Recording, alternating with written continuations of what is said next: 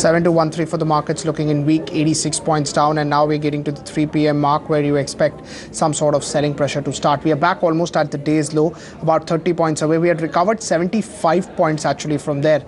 So that should be something which should be taken in negatively. Ruchit Jain, equity technical analyst at Angel Broking, is now joining us. Ruchit, okay, he would just be with us, but markets are looking extremely weak. Let's just pull up the Nifty again. We are down 82 points. BHEL is down. Small cap index is down 1.5%. Mid cap index is down about 1% or so. Ruchit Jain, equity technical analyst at Angel Broking, is now with us. Ruchit, what's the sense that you're getting in? Very volatile. Are we coming towards a bottom in the market? Ruchit Jain. Well, good afternoon, Pankaj. Pankaj, it's difficult to catch exact the bottom where the markets would bottom out, but definitely what we are analyzing that the downside from current levels should be very limited. Now there are a couple of reasons why I'm saying that. Firstly, if we just observe the broader charts of a bit long-term charts, then the entire upside rally which came in the markets from 5,118 to 9,118. So probably a 50% correction of that impulsive up move is somewhere around 7,120, 7,130. Also, if we observe this last few trading sessions, what has happened that in January we made the Nifty formed a low of around 7,220, where RSI was somewhere around 18. Again, if we see, then Nifty has breached those lows of January, but RSI now is forming a higher bottom. So which indicates there is a positive divergence being formed. Usually when the markets form good support or form a bottom, they usually tend to give some positive divergence with RSI. So we are seeing that positive divergence over here. A good retracement support level is coming around 7,120, 7,200 zone. So probably what we think that downside would be very limited from current level, and hence one should not create any short positions over here. Stock specific opportunities are there, and hence one should trade on a stock specific rather than doing any short trade in Nifty. Right, but Nifty is of course the barometer of how most of the names would do. So 7,100, which you just mentioned, you think at that level you would not mind putting in money into the markets? Yes, definitely. In fact, rather than catching exact bottom of 7,120, this entire range, if we see from current level 7,120 to 7,180, this entire range one should in fact use as an opportunity, to invest money over here. Not only from long-term perspective, also from short to medium-term perspective. If anyone has 2 to 3 months of time horizon, I think these are good levels where in this volatility you would get stocks at much better levels. And from 2 to 3 months perspective also, I think it's a quite good levels to invest money over here. Right. As far as Bank Nifty is concerned, a word on that. Well, and rather than Bank Nifty, I think it would be mixed sort of views on the components of this index. Bank Nifty index definitely as of now this low top low bottom formation is still getting continued. Again, major support of the index is coming around 14,300. Now, what is happening over here that the large cap stocks in this index, which form major part of the Bank Nifty component, are not looking negative from current levels. You take Kotak Bank trading at a channel support. Axis Bank on weekly charts, it had a couple of weeks back, it had formed a bullish engulfing pattern and a Morningstar pattern on daily charts. So that those were the reversal pattern, and those lows have not been breached in spite of Bank Nifty breaching the January lows. State Bank of India, definitely volatility is there, but it's also nearing its long-term support levels. ICICI Bank also trading near the falling channel support. So these large cap stocks which are heavyweights. Just a minute, I'll come back to you. REC has declared numbers 1,370 versus expectation of 1,530. It was expected to be weak. We had seen PFC's numbers, which came in yesterday at the same time, were very, very weak. So I think that is also playing a toll as far as these numbers is concerned. The day's low, it's almost at the day's low. That's what REC is essentially trading at. So you get a sense that maybe markets expected the numbers to be weak. I'll just wait for the gross NPA number, because I think that will be the key number. That was the big disappointment as far as PFC is concerned.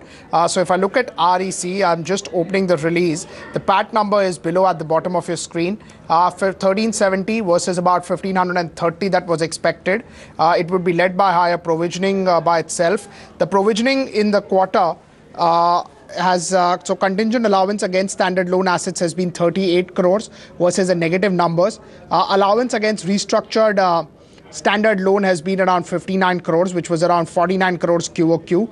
And overall, allowance for doubtful debts has increased quite drastically to 590 crores versus 259 crores versus about 51 crores that was there same year last time. But I don't think the stock would react because it is essentially reacting to it's already reacted to the PFC numbers. I'm just trying to find the gross NPA number, but I think the gross NPA number, okay, accordingly the quarter allowance has been made. The NPA number is here. As of 31st December 2015, the dues of one of the borrowers were overvalued for more than 6 months, thus exceeding the limit and classification of a borrower as a standard asset. However, the borrower had obtained an ad interim order from the Honorable Court of Madras on September 18, 2015, not to classify at an NPA. In the view, the same classification has been retained as the standard asset. But I don't think that the amount of gross NPA has come in so far.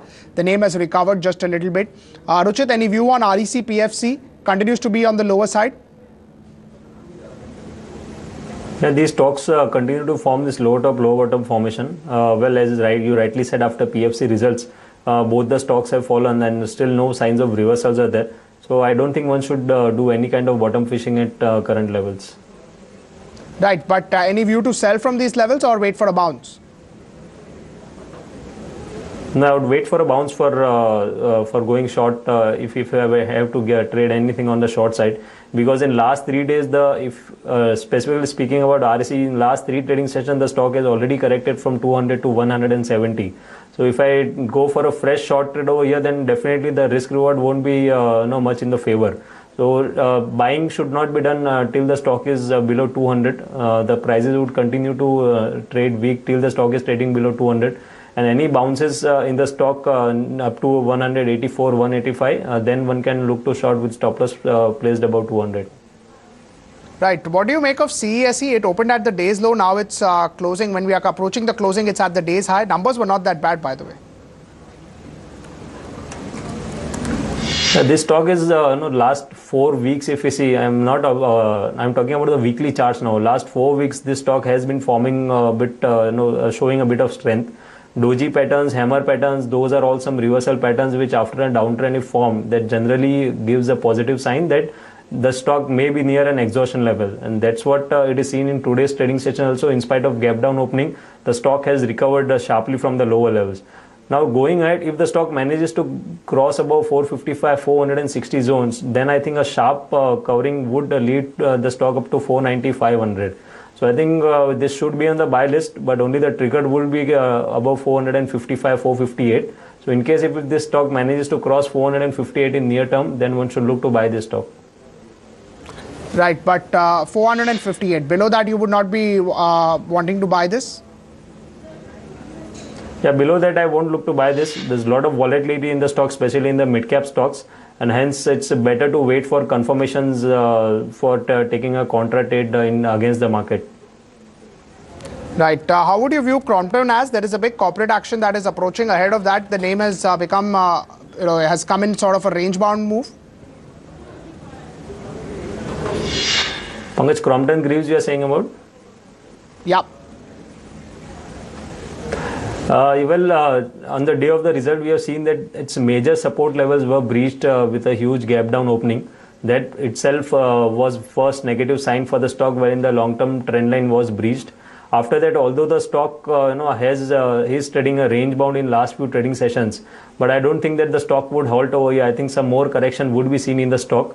Overall, if we observe long-term charts, then 104, 105 is where I think the stock could head in going ahead. So definitely, just because the stock has fallen sharply in last few days, one should not go and do any kind of bottom fishing. Any pullback move up to 135, 140 range should be used as an opportunity to exit. The stock is likely to head towards 105, 104 in near term. Right. As far as PNB is concerned, after 20% fall in 2 days.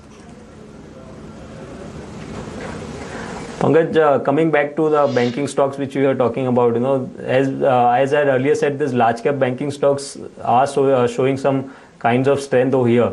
But this mid cap stock, PSU mid cap stocks which are there, they are definitely showing no signs of reversal over here. The weakness continues, and what you have seen in PNB in last couple of sessions after the results, that the selling has been backed by very huge volumes. If you see comparative volumes since last many months, in spite of stock have fallen so much, the volumes have started increasing now. So this shows that there's a intense pressure on the selling side in this stock even at current levels. So definitely one should not do any kind of bottom fishing over here. The stock might correct further, and any pullback up to 85, 86. That's it. That would be the pullback where the stock could come in case if the PSU banks bounce back. From there again, I think the stock would head towards 64, 65 zone. Right. As far as some of the names like IndusInd Bank are concerned, which never really fell with the market, they are also losing out stream now. I think some more correction could come in IndusInd Bank.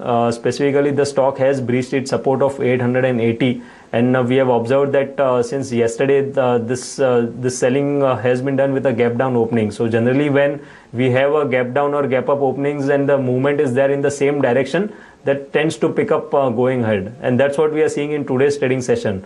On the lower side, quite possible up to 812 the stock would come, although I'm not expecting a major downtrend to set in what we have seen in other banking stocks but around 810, 812 the stock could come, where again there could be a good opportunity for short to medium term traders. Right, but as of now you would not want to chase this name on the downside. Yeah, as of now, I think in private sector banks, there's better opportunity available with Axis Bank. The stock has been relatively outperforming in last few sessions compared to other private sector banks. We have some reversal pattern formations on daily as well as weekly charts over there. So I would prefer going long in Axis Bank over here rather than IndusInd Bank. Right. As far as HDFC Bank is concerned, again, it's a name that we generally don't talk about. But what would be your view on that name?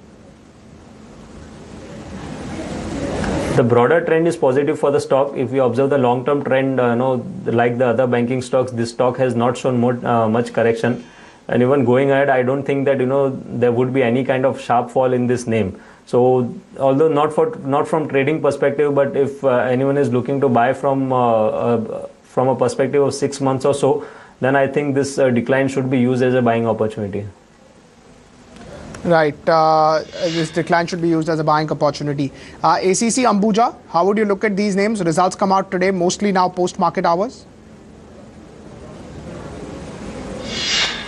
I think ACC is one of the names which had given a breakdown last month from its resistance of 1300. Post pullback, again it had tested and resisted around the 1300. So the support which was broken is now acting as a resistance. So that's a negative sign for ACC. Ambuja, although has not yet breached those support and hence could continue to consolidate in a sideways range, but I think ACC going ahead could again start falling from current levels. So I'm not positively biased in this cement stocks. Right. As far as Tata Motors is concerned, what will be your view? 293, almost half from the highs of 600. Yeah, even in last couple of months, if we see, then the stock has again corrected sharply from 425. Major support for the stock would come around 278. This support may hold on, and again we should see a bounce back in the stock up to 320, 325 range. 275 was a low registered in October 2015, from where we saw a sharp pullback up to 440, 445 levels. So I think this would act as a support again over here. I'm not saying that it would again go that higher up to 440, but definitely we have already seen some sharp correction in last few trading sessions, and from 278 280 support levels, it's likely that the stock would give a bounce back again up to 325. Right, but again, it's not a very compelling buy, or you would wait for it to settle down, because the way these names are falling down, it's as if it could go to 250 in the next 2-3 days. So not a compelling buy, but definitely I would, since I know that there is a strong support over here, I would not create short positions in this. Right. A word on Aurobindo Pharma. At a point of time, it was down 12%. Right now, it's recovered. It's down about 5%. Still looking weak. Yes, the stock stays still looking weak, although the momentum readings are in oversold zone. But I think this lower top, lower bottom formation, initial part of the lower top, lower bottom formation has started in this. It has given a breakdown from a channel, and the lower support zone is coming around 615, 620. So probably it would just be a pullback move in case it recovers from current level up to 720, 740, and that would just be considered as a pullback move. I think one should stay away from this stock and not do any kind of bottom fishing. Right. How would you essentially look at the way Lupin has been going? It hit a new high at 1900 yesterday. 1900 we've not seen for a while on this name. Sun Pharma has also looked good at 850, 860. You think these names are better placed? Pankaj, these pharma names, there is more of a stock-specific action going on rather than the entire sector moving in a particular direction. Lupin has bounced back from its crucial support zone of 1580, 1590. Since last 1.5 year, we have seen that in previous 2 or 3 occasions, the stock has shown good bounce back from those 1570, 1580 zone. And even last 3-4 days back, we have seen that the same levels continue to hold as a good support, and we saw a good bounce back. Now going ahead, from short-term perspective, 1780, 1783 would be the crucial support zone to watch. We have 89 days of exponential moving average coming over there. So some sort of correction could be seen in next 2-3 trading sessions. But again, if the stock comes around 1780, 1790, that should be used as a buying opportunity. And it's likely that the stock would from there again move higher upwards up to say 1940. So I won't go long in all the pharma stocks, but definitely Lupin would be one of the stocks which around 1780 could be bought by keeping a stop loss below 1720, and target on the higher side would be 1940. Right. Sun Pharma, again, nothing much to do about it.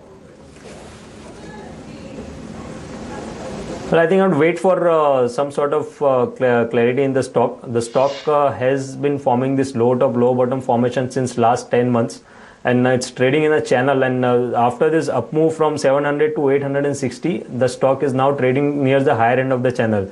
The resistance of the channel is seen around 885, 890. So only if the stock crosses 900 in near term, then it would be a signal of the resumption of the uptrend. Until it crosses 900, I won't go and buy this stock just because it has given a pullback in last few days.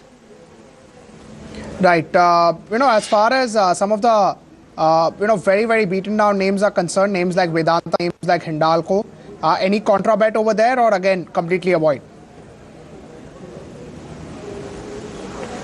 Pankaj, I will still wait for some positive momentum to pick up in these stocks. If we observe these metal names in last few days, such as Tata Steel is there, Vedanta is there, Hindalco is there. Although Hindalco has hit a fresh 52 weeks low, but what they have been doing in last 2-3 months, they are consolidating in a broad sideways range. Tata Steel was forming lower top and lower bottom formation, but last 2 months it has not done so. It is trading in a sideways, and generally in such a sideways market after a downtrend, it indicates that there may be accumulation going on over here. So going at, if this accumulation turns out to be an turns into an upward momentum going ahead, then I think this metal stocks could give good bounce back, specifically Tata Steel in those names being one of the large cap names. Rest, but still I think I would wait for some time in case if some sort of positive momentum picks up with good volumes. Then I think amongst the metal space, Tata Steel is one of the stock which could be looked to go long on. Ruchit, thank you so much for taking out time for us. Always a pleasure talking to you. As we were talking to Ruchit, markets have again slipped back, 82 points down. Now we're towards the lower end of the range as far as markets are concerned. Not looking that good, at least in the last 10 minutes, going into the 10 minutes of this trading session. We're taking a break, coming back in 2 minutes.